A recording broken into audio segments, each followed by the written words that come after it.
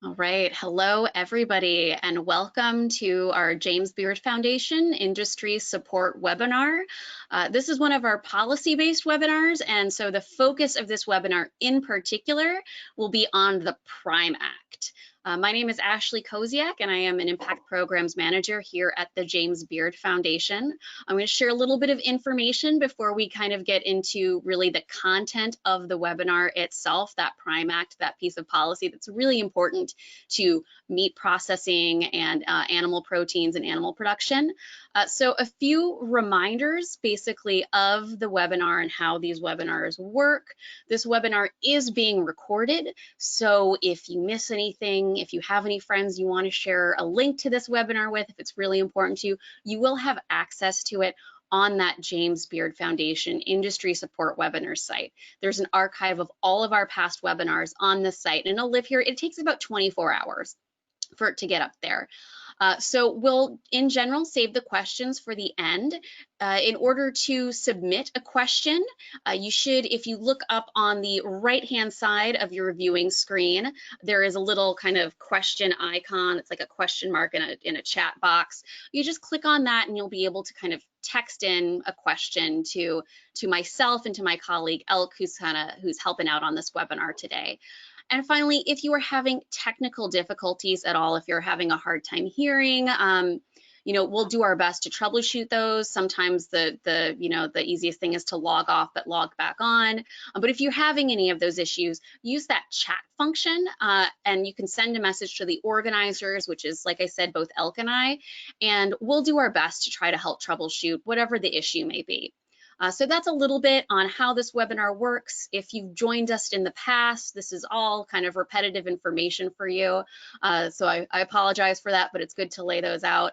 And I wanted to let you know about a few upcoming webinars that we have. So on Monday, July 13th, so that's this coming Monday, it's an evening webinar at 6:30 p.m. Eastern Time. It's a webinar on gatekeeping in the hospitality industry with JJ Johnson and Will Gadara. So that's a Monday night one. So that's kind of outside of our usual schedule, but it looks like it'll be really good. And then next Thursday at this time, so our sort of policy webinar time, we are going to be hosting a webinar. We're going to be talking about the Restaurants Act. So if any of you get emails from us, from the Independent Restaurant Coalition, you've probably heard about the Restaurants Act. There's a lot of dialogue, there's a lot of push for action around it right now. And if you want to learn more about that, we'll be joined with several folks from the IRC.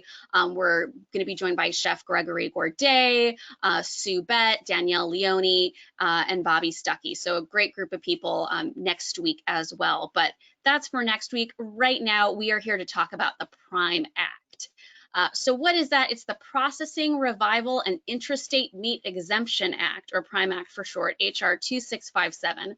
I'm not going to go into too much detail on that. I'm going to leave that for some of our illustrious speakers here because they are way more knowledgeable on the subject than I am. We have some great panelists here today.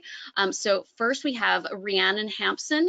She is from the Office of Representative Chellie Pingree, and she's also a farmer herself. So she's very knowledgeable on the topic. Duskie Estes from Black Pig Meat Co. and Farm to Pantry, and Bryan, who is a butcher and educator who's worked with the James Beard Foundation quite a bit in the past. So again, thank you everyone for joining us. We are just going to dive right in, and I'm going to ask each of our panelists to share a little bit about yourselves and the work that you do, kind of before COVID, but also now because the PRIME Act kind of spans that time period. So the work that you're focusing on and how something like the PRIME Act is important to that. So I'm going to ask for background, and after that, I'm going to kick it to Rhiannon to tell us a little more about the PRIME Act. But let's start with some background on each of our speakers. And Rhiannon, I'm going to start with you. If you could tell us a little bit about yourself. Sure. Well, thanks so much for having me. This is my favorite soapbox to climb up on top of. And I preach about this, all the time for years. So as you shared, I farm. So my partner, Greg, and I have an 85-acre diversified organic livestock farm in Mid-Coast, Maine. We grow the proteins with our 2 kids and a part-time employee. we will die of scurvy without our veggie farming friends. But because we live in such a rural space, the Prime Act has become something that is intrinsically important to the production and sustainability of our farm. So before COVID, of course, I worked for Congresswoman Pingree, another farmer. She lives on an island not too far from where I farm. And before that, of course, we were working on primarily climate-driven livestock work, right? So we have this enormous bill, the ARA, which took months and months and months to put together. And that's sort of incorporating a lot of cover cropping and livestock management protocols into a climate resiliency programming and bill. So that was sort of the focus, and we've had to shift a little bit, but still with that theme of resiliency about how we can manage livestock production here in America and getting food, quality food to people who need it most, with an eye toward that processing infrastructure. And that's been a theme across our conversations for a long time. So I'm excited to learn more from our other panelists and talk about it a lot. Great. Thank you. Duskie, I'm going to go to you next. Tell us a little bit about yourself and, your experience with ranching, animal agriculture, and being a chef. I am Duskie Estes, and I operated a farm-to-table restaurant called ZAZU Kitchen and Farm in Sonoma County, California. And we raise and grow a lot of things in addition to supporting local farmers and ranchers in Sonoma County. We raise our own goats, rabbits, sheep, pigs, ducks, chickens. And we also have a meat company, Black Pig Meat Co., which makes bacon from pasture-raised pigs. And currently I'm jumping to the post during COVID. I should say during COVID, sadly. In the middle of April, I accepted the executive director position for a nonprofit called Farm to Pantry that gleans on farms in Sonoma County and gets food to people who are food insecure. So I have cared very much for a very long time about sourcing as a farm-to-table chef. I felt like the only power I had to affect change in the food system as I saw it was through my purchasing. And so I tried to buy direct from over 200 farmers and to buy only proteins that were raised on pasture rather than confined. And last year we lost our restaurant ZAZU in a flood that happened here. And so I now have the baking company and a food truck. We make BLTs on the weekend at a local winery, and I now am running this nonprofit. And I would say I was a vegetarian for 23 years before focusing on meat, and that's why I came to caring about how they're raised and that we bear a responsibility for how they're raised, how they're treated, what happens to the earth, and how the workers are treated at those large plants that control 80% of our meat source in this country. And so because of having the opportunity to go to the boot camps that the James Beard Foundation put together, I've been working for at least the last decade with ranchers and politicians to try to affect some change. So the Prime Act is something I'm so behind and I want to happen so much.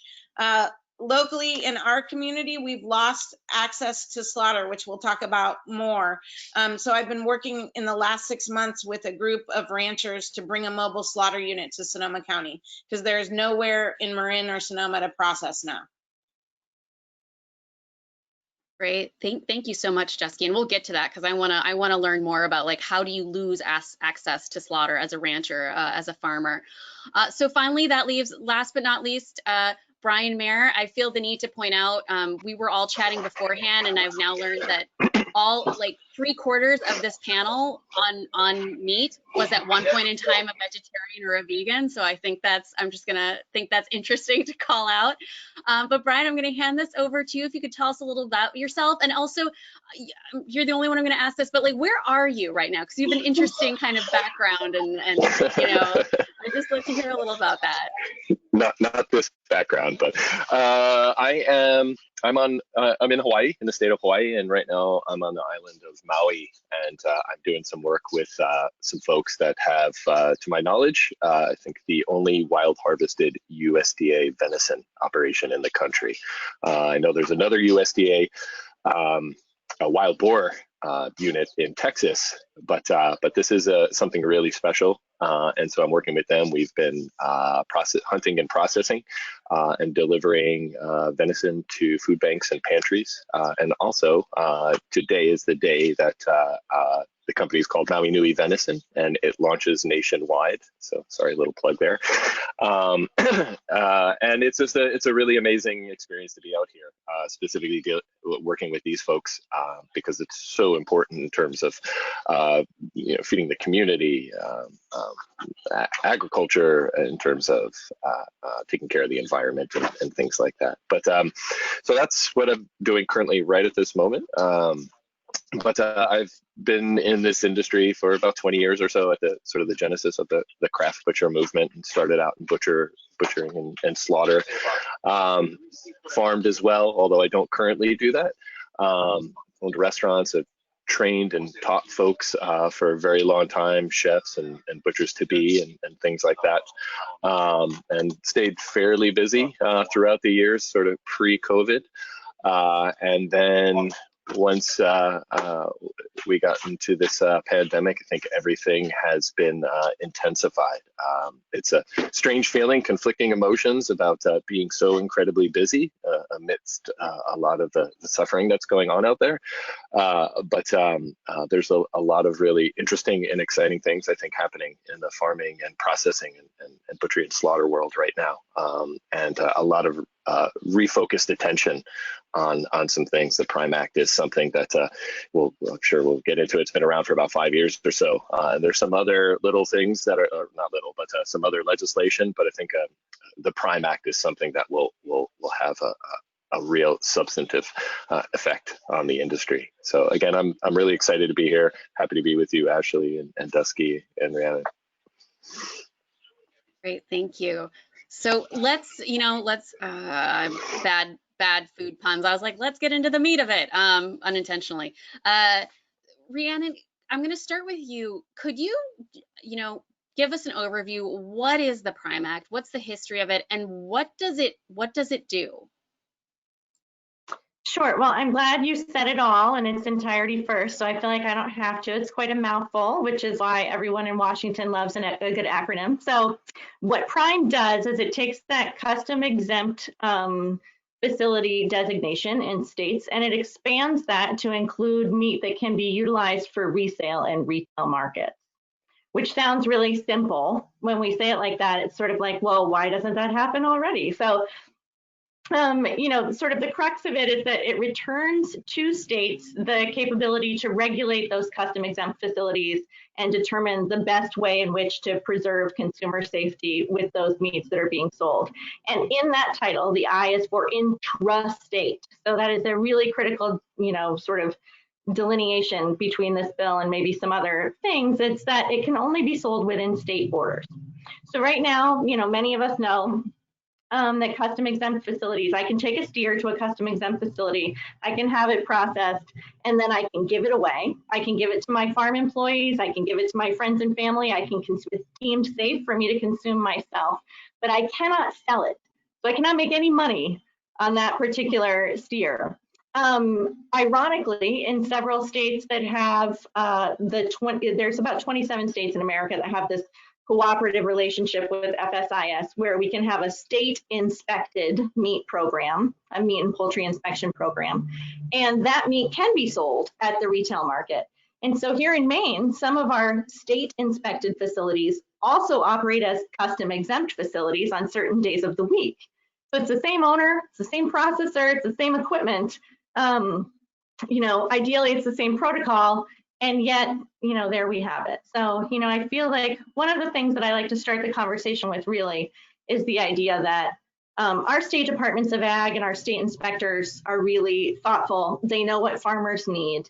They want to ensure the safety of everyone more than anyone. And these custom exempt facilities are generally reputation-based businesses. You know, they don't want anyone to get sick because they'll go out of business. They're multi-generational most of the time. And, you know, they're not cutting up meat on a picnic table in their backyard. This is a safe, clean environment, you know, that's preserving really a dying art. You know, Bryan is a butcher and Duskie, and how many people, you know, still can participate in that trade. So that's the beginning of my pitch. No, thank you. That's great. And so I'm going to actually kind of back it up a little bit. So my understanding is that what the Prime Act would do would allow custom exempt slaughterhouse facilities to, you know, sell from generally small producers, you know, process them at that facility, and then it can go to a customer base. It can go to restaurants, it can go to grocery stores. So backing up, for states that do not have this, Bryan, I'm going to send this question your way. How does that work? How does that work now for states that don't have this? Do all animals have to go through USDA slaughter facilities in order to be sold? I just want to make sure everyone, you know, we all have a general understanding of how it's working right now without the Prime Act and without that kind of intrastate, you know, easing of restrictions. Yeah, so any meat protein that's going to be sold on the retail level or through a restaurant or farmer's market or something like that needs to go through a USDA inspected facility. And I will say, even at the best of times, that is extremely difficult. Like Duskie mentioned before, we're seeing small processors disappear at an alarming rate, and that's been happening since the late 60s, early 70s. So in the best of times, that was very difficult, mainly because there aren't a lot of inspectors, and so it's very hard to find people to do that work. Facilities are very expensive to run and very expensive to maintain. The amount of paperwork and oversight that's required from the facilities is it's a lot. There's a lot of paperwork that goes into that. And so that would be in the best of times. Now we're in the middle of this pandemic. You have inspectors in the thousands, I believe, that are sick. You've got facilities that are just overburdened with the amount of animals that are coming in because their options are less and less in terms of places to send it to, be it because there aren't facilities in the area or those facilities are just maxed out. So the system was already stressed pre-pandemic, and then obviously now all of that is being amplified. So yeah, to answer your go back, everything needs to go through a USDA inspected facility if it's going to be sold at the retail level or at a restaurant. Thank you. And Duskie, you said kind of, you know, in your introductions that you have lost access to your regular slaughter facilities. Tell me a little more about that. In a lot of states, there may be only one USDA facility.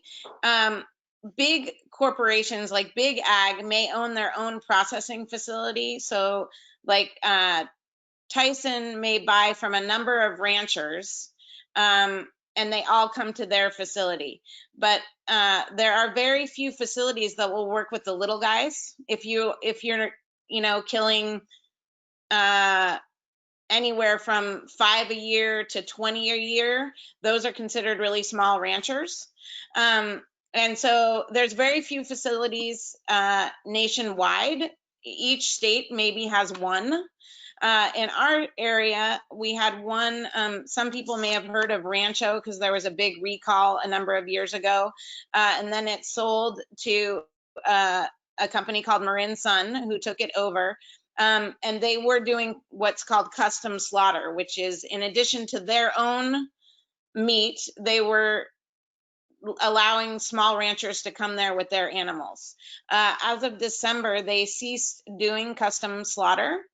They will only process their own animals there. So basically all the ranchers in Marin and Sonoma County had to make a tough decision. Many ranchers decided it wasn't worth driving 5 to 6 hours anymore. And so a lot of ranches started going out of business. And others have decided to make the drive and are driving between 5 and 6 hours to get their animals to slaughter, and waiting. Like all of the facilities that are 5 and 6 hours from here have long waiting lists. And so if you want to get your animal in, you might not be able to get it in for a couple of months, in which case you're having to feed it for more months and it's getting bigger. And so obviously feeding it for more months costs more money. And then we have the exact same problem also with the cut and wrap, which is what comes after slaughter. We have only one facility in our area, or actually, I'm sorry, we have a couple of cut and wrap facilities, but they're all maxed out. So if you haven't scheduled your animals to go in January, you can get no space now.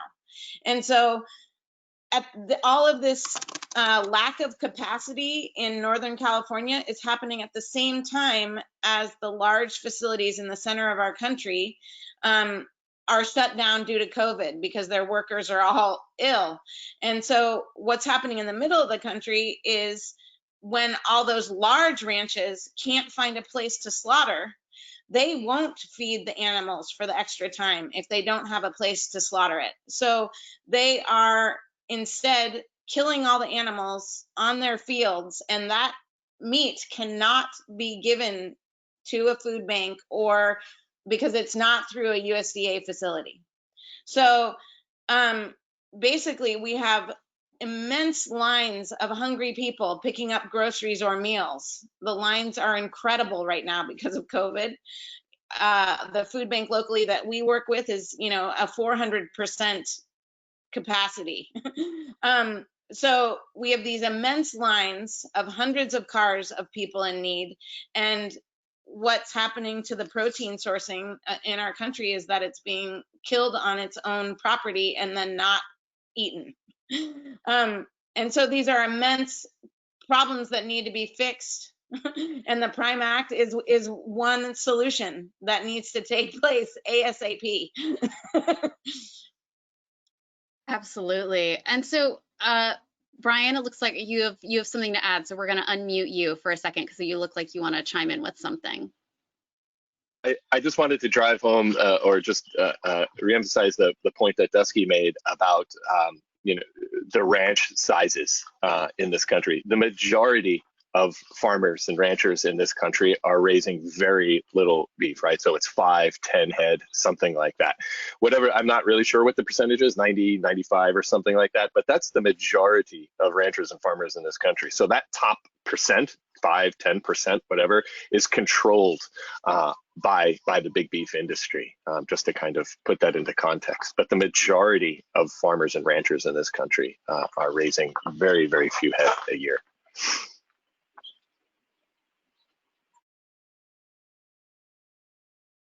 I'm muted. Now I'm unmuted. As someone who's Rhiannon, as someone who's worked a great deal with agriculture, with agricultural policy, I kind of have two slightly related questions for you. It's like how does this play out with, like Bryan said, the small percentage of very large producers and the large percentage of very small producers, and also as you mentioned, some states, it sounds like, already have some relaxation of intrastate selling protocol.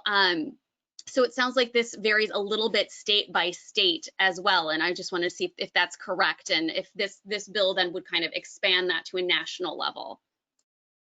Yeah, so I love, those are great questions. I feel like it ties together some of the really critical things that Duskie and Bryan just mentioned. So one is equity of access. So this is equity of access for producers, market producers, small ranchers and farmers, right? So if we're looking at 90% of small ranchers and meat producers in America growing 5 to 25 or 30 head of cattle or pork, even hogs, driving, Duskie was mentioning driving 5 hours one way, that's what we do. So we have 87 custom slaughter facilities in the state of Maine. We have 5 state inspected facilities.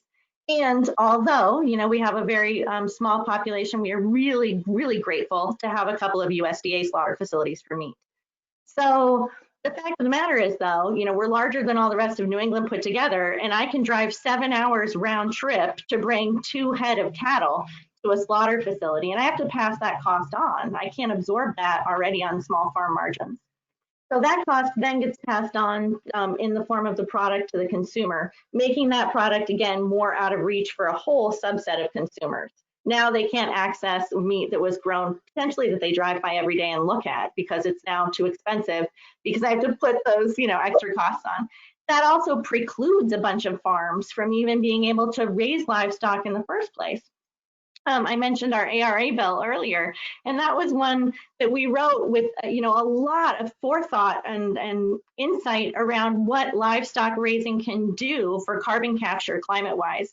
So again, we're taking that whole aspect of farming out of the hands of small producers. We're not allowing them to diversify their income streams and then also improve their soil by having livestock. So it has all of these equity of access issues. And I feel like when we expand that to your other question, with the disparity between states, that also becomes an equity of access issue. So a farmer who's in a state that's not part of the 27 states that has a cooperative agreement with FSIS to operate their own as good as USDA standard state inspection for intrastate sales, is by virtue of that already better off because they can access markets by being able to access one of these state inspected facilities. Again, in Maine, I can drive 8 hours round trip to get to a state inspected facility. So it doesn't necessarily even the playing field for all of us when we live very rurally. We also have 7 states now that have an even different tier of cooperative agreement, and that's the CSIS program. So those are state inspected facilities that are as good as the USDA, administered with the meat and poultry inspection program within the state, overseen by FSIS, from federal inspection standards. And then those facilities scale up a little bit, but not in a meaningful way that incurs greater costs really, or even a lot more paperwork. It's a little more paperwork. And that meat can then be sold over state lines.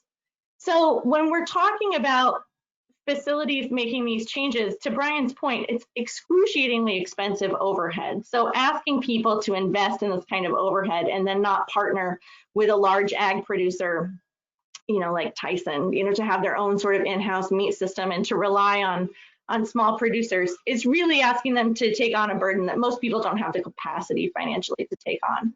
And then, to Duskie's point, when we have a steer born, when we get a bull calf out of one of our dairy herd, we make an appointment then. People open their books up on January 2nd and you call then and you make an appointment for 2 years from now.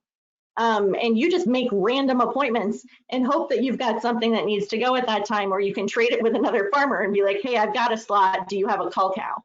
So, it's excluding a lot of people from being able to participate. I hope I didn't get off on a tangent there, Ashley, and actually answered your question. No, you did, definitely. And kind of while we're talking about kind of the what it's like in Maine and what it's like in California, Northern California, Bryan, I'm going to go back to you for a moment because you've been living and working in Hawaii, which I imagine is maybe a different situation. I'm just curious, what is the situation like in Hawaii in terms of, access to meat and meat production and slaughterhouses?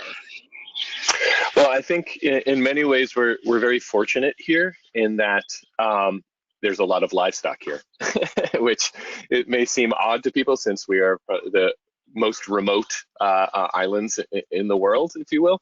One of the largest calf operations in the country is on the Big Island here, Parker Ranch. We've got lots of smaller producers. There are slaughter facilities on every island, as well as a few mobile operating units. The issue in Hawaii is that for most of the cattle, they are sent to the mainland to be finished. So they're feeders and stockers. So traditionally, there wasn't much of a call to keep a lot of those animals here. And that's kind of changing. That's part of my work here and what brought me out here. So there's a refocus on keeping livestock here, finishing them, fat cattle here, and feeding the local community. Because obviously, it doesn't make any sense to raise an animal here for 6 months or so, container it, send it to the mainland, have it fattened up, slaughtered, and then bring it back over here. You've got things like the Jones Act, which add even more cost, and that's a whole other thing, to the product. So it's a very interesting set of circumstances here. But I think the really interesting thing here too is that it's a hyper local system here, and I really think the success of smaller processors and smaller ranchers here is a really great blueprint for what local and hyper local can be back on the continent.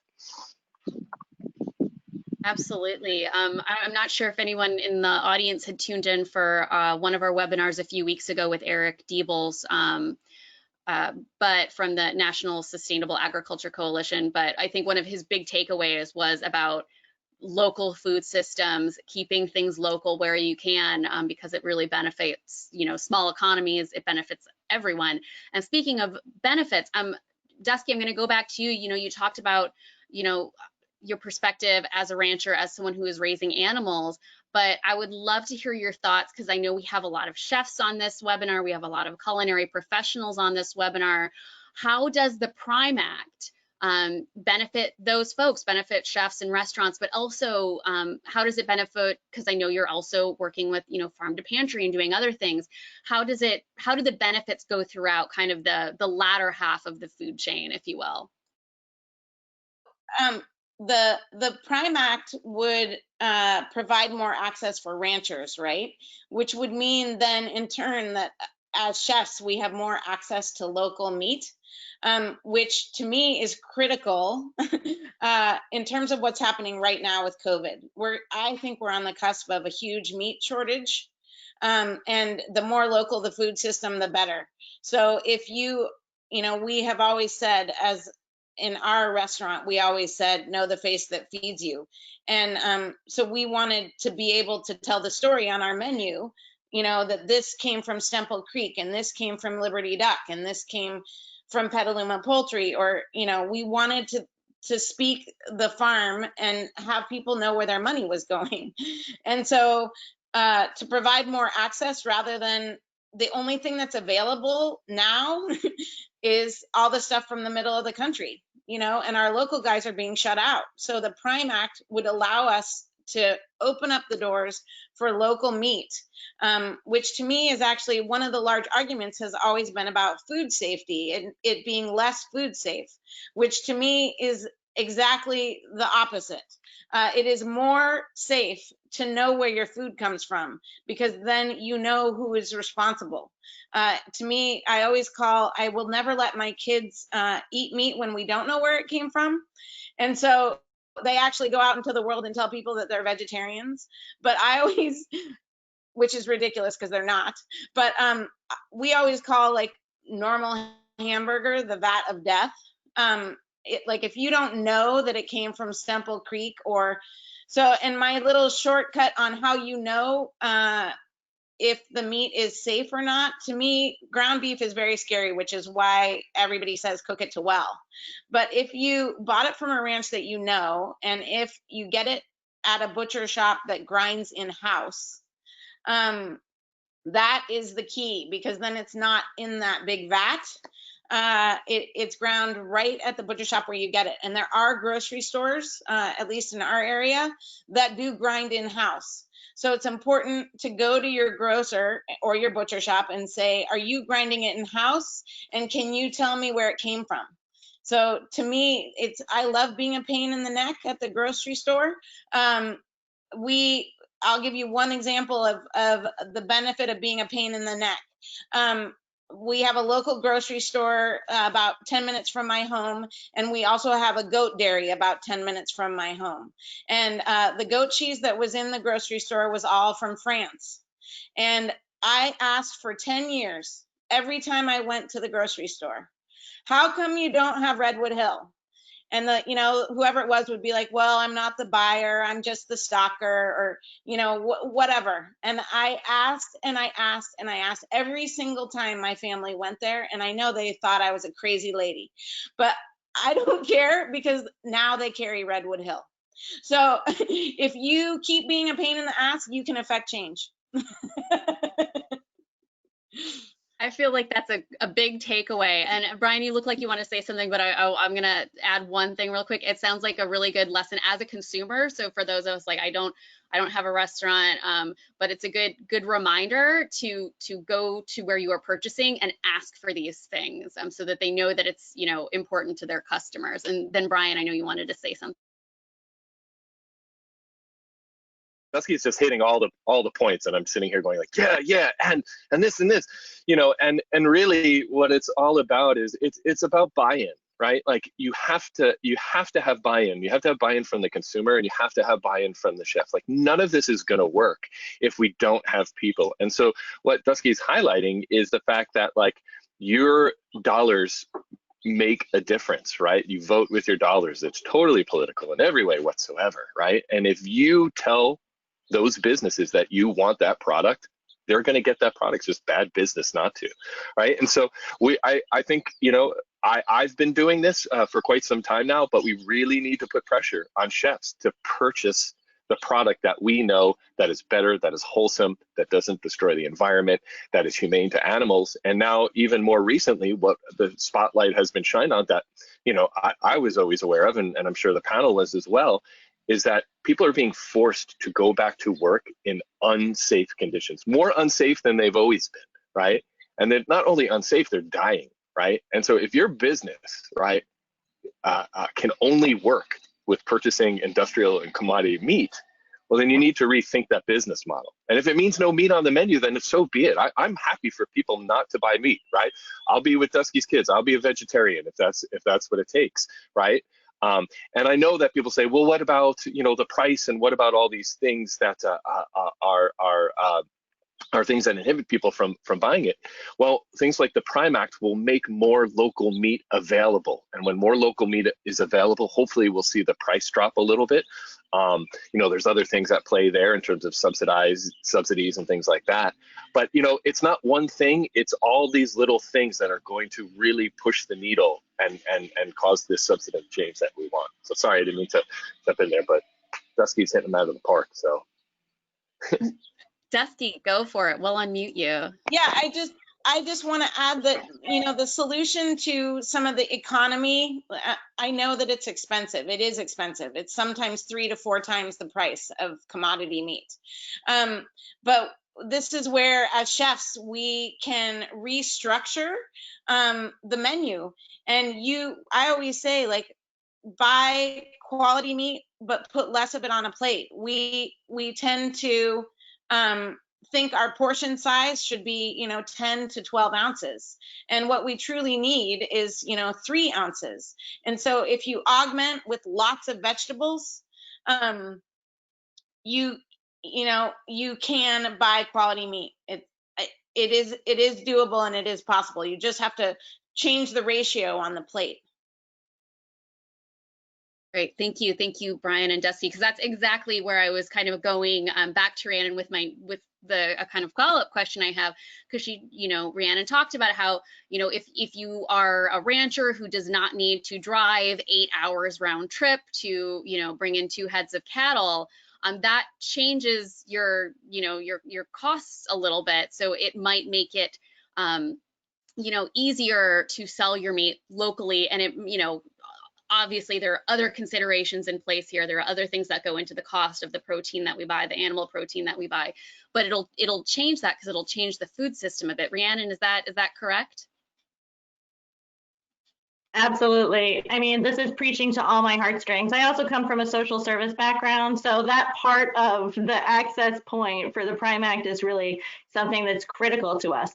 You know, as a small farm, we can do everything that we possibly can to make our food accessible. We offer payment plans. You know, we participate in a program that allows us to be able to take SNAP on farm. You know, we do absolutely everything that we can to keep our costs down, just so people can eat good food because we believe that they deserve to.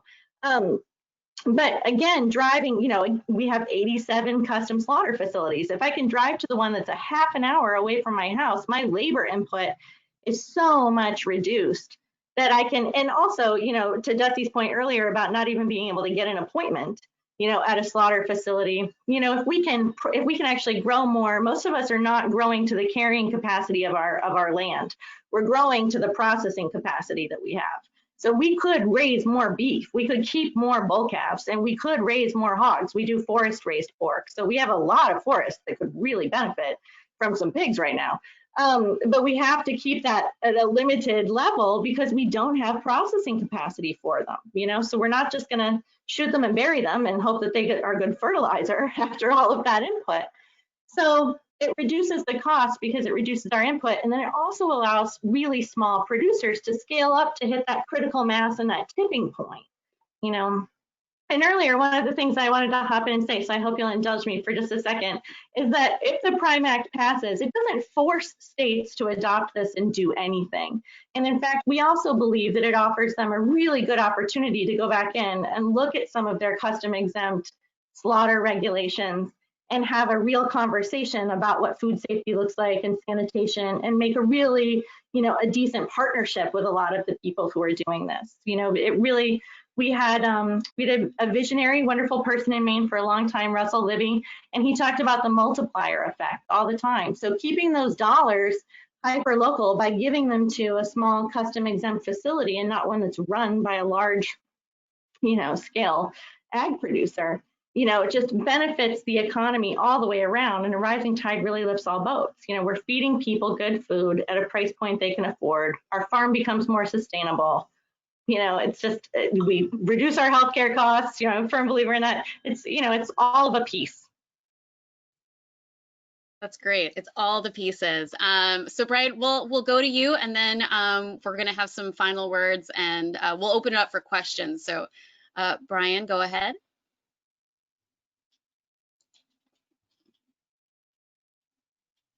There seems to be, in terms of food safety, sorry, and what Rhiannon was talking about, is there always seems to be this kind of, this specter of, you know, you're going to get sick if it doesn't come out of a USDA facility.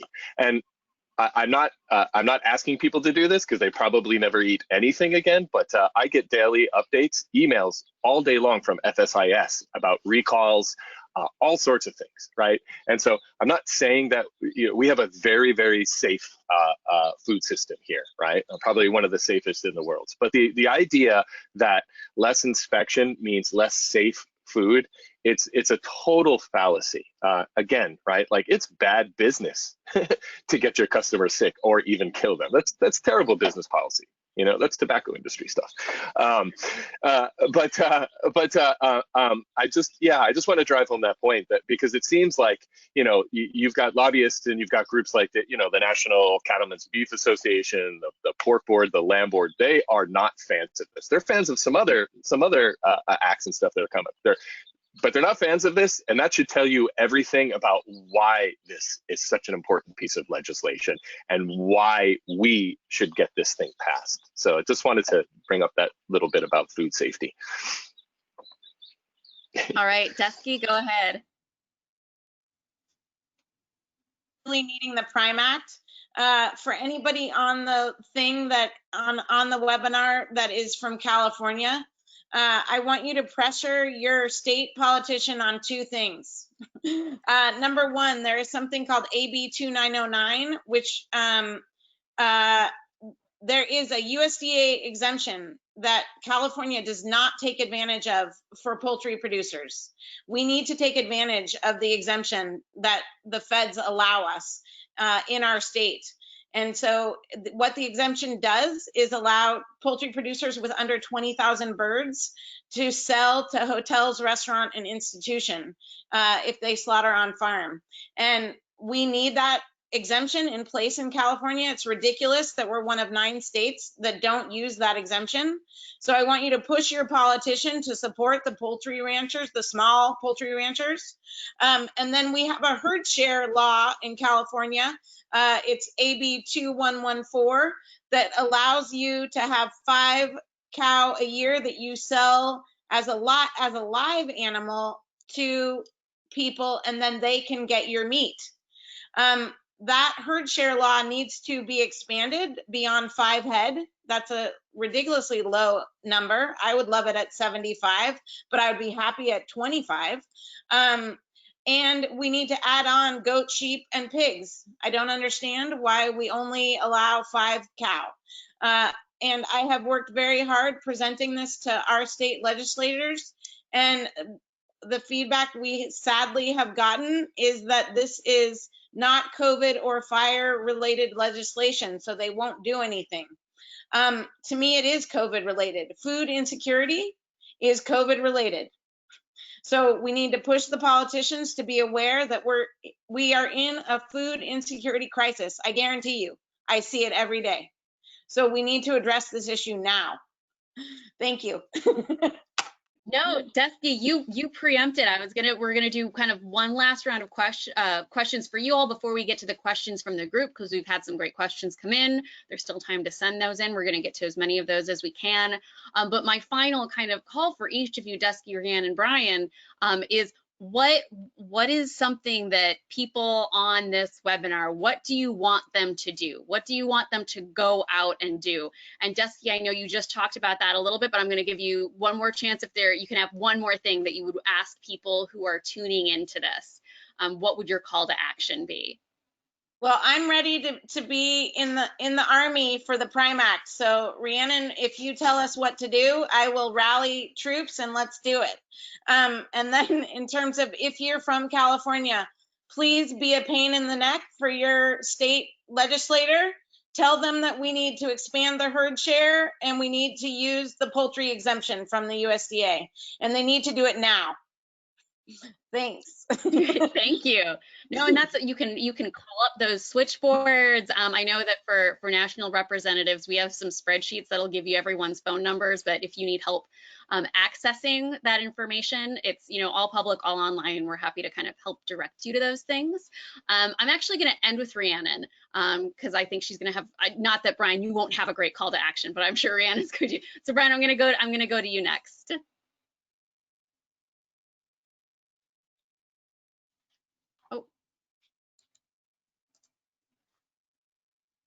Again, to echo Duskie again, Rhiannon, I'm ready, willing, and able.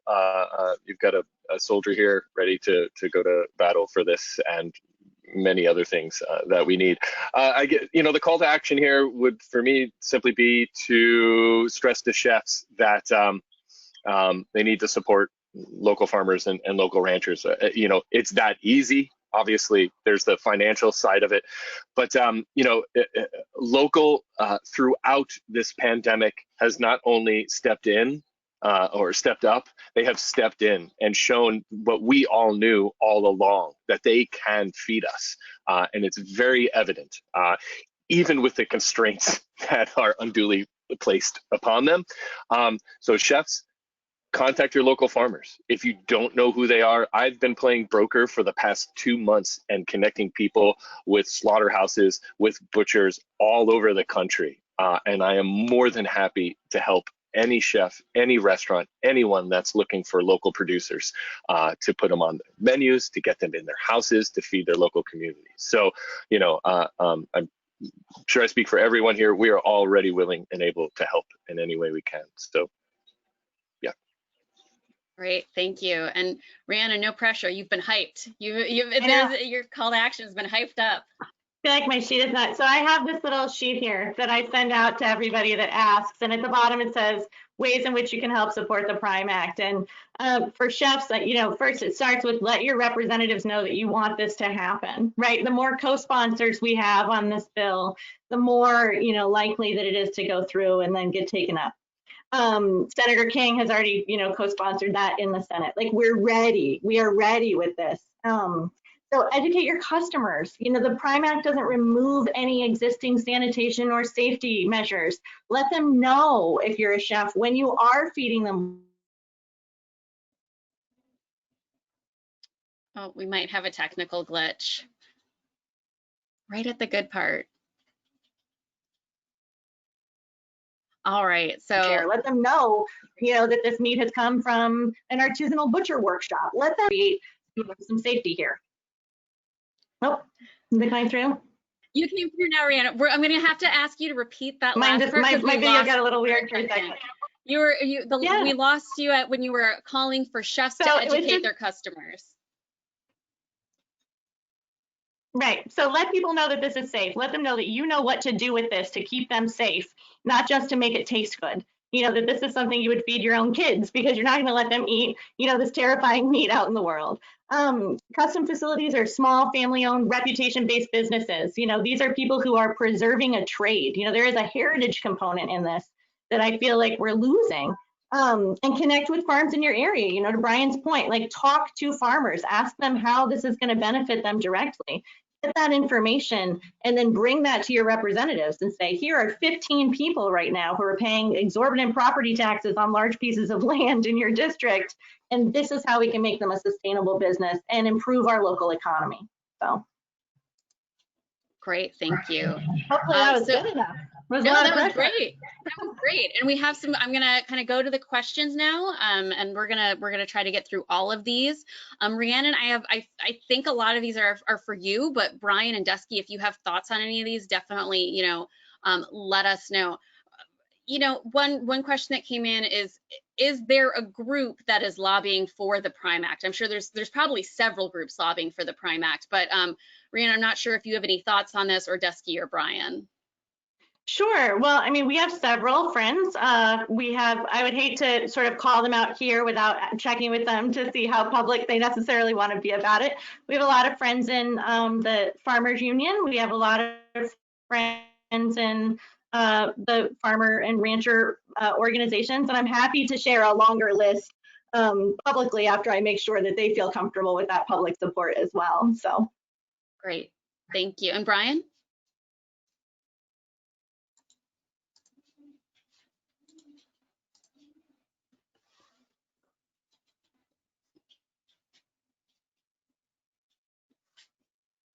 Can y'all hear me? Sorry. This bill has bipartisan support, which I know in this day and age is like, something that almost doesn't exist anymore. And that should let you know, I think, again, how important that this is and the movement behind this. And so just wanted to toss that in there as well. Yeah, and Duskie. And I can, oh, I'm sorry, Duskie. No. I was going to say, I can share that actually the Farm and Ranch Freedom Alliance has been a very public supporter of this. And that's led by a woman named Judith, and she herself is a small rancher. And they have been very public in trying to solicit support. So that is one person I can share that you can get in touch. But so Rhiannon, do you feel like we could get this passed anytime soon? That is such an exciting question. So yes and no. We continue to try. We're actually circulating a Dear Colleague right now for more co-signers. So we're continuing to push for this as a standalone bill. We also, at the same time, are trying to do other things, right? We're trying to sign on to legislation and support legislation that will help support small processors kind of ramp up to meet some of these other cooperative agreement standards. We're flinging spaghetti at the wall, is what we like to say, to see what we can do, what sticks. Now, the best chance that this bill has is for inclusion in the Farm Bill, which is not for another couple of years, but we introduce this as standalone legislation all the time. So as far as its chances, I think it kind of depends on the day. Sometimes I feel really confident about it, and other times I don't. I can share that we did have a couple of my boss had a couple of really positive conversations with some Senate folks, and Representative Massey also did as well for inclusion and moving forward. They had some good ideas about next steps. So I do feel positive about it. I think we are going to get something sooner than later. So. Great, and that actually answered one of the questions that came in. Duskie, do you want to add something? I just had one more question, which was prior to all this COVID, there was an easing of USDA regulations at the USDA facilities where they could become their own self-inspectors to speed up the lines, which to me is a ridiculous place to ease up regulations, because that to me makes our food less safe.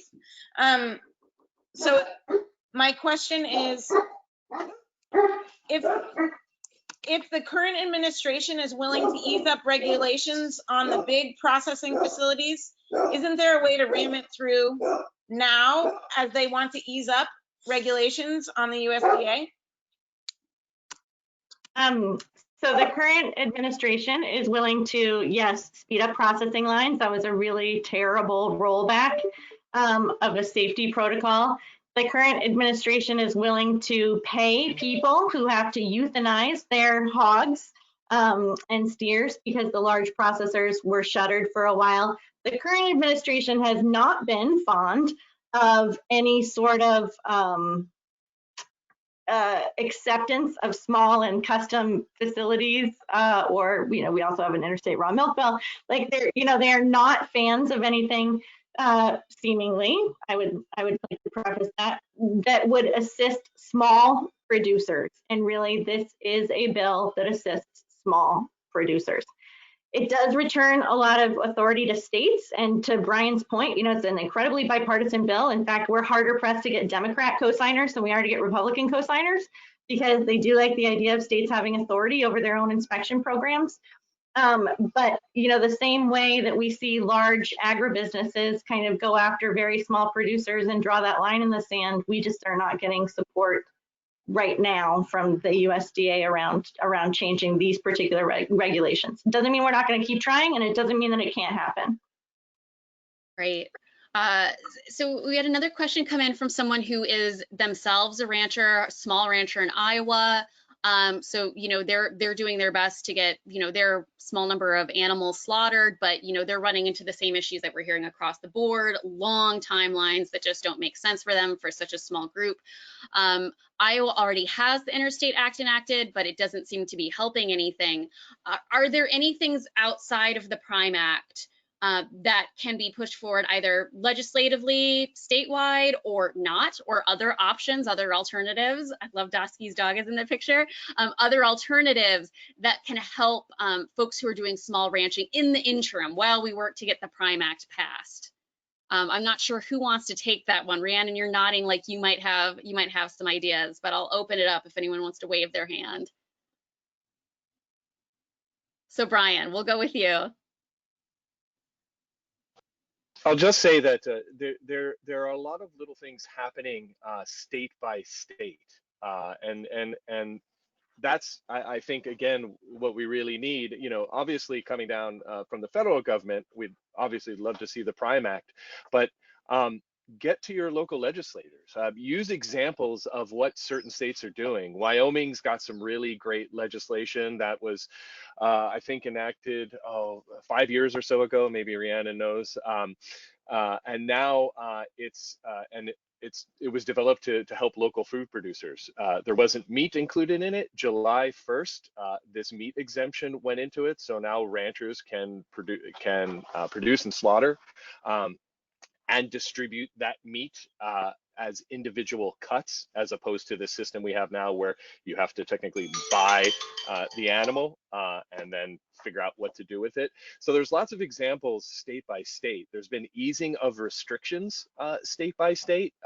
There's been, I forget which state it is, sorry, gave exemptions to 3 custom processors to process under USDA.